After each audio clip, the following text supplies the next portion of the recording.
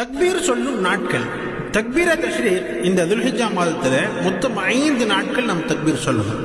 பிறை 9 to 13 வரை, அதாவது வரக்கூடிய ஞாயிற்றுக்கிழமை ஃபஜர் தொழுகையிலிருந்து வரக்கூடிய வியாழக்கிழமை அசர் தொழுகை வரை மொத்தம் 23 வக்து தொழுகையில ஆண்களாக இருந்தால் சத்தமாகவும் பெண்களாக இருந்தால் மெதுவாகவும் ஒவ்வொரு ஃபர்லான தொழுகைக்கு பிறகு ஒரு முறை ஓதுவது வாஜிபாக இருக்கிறது.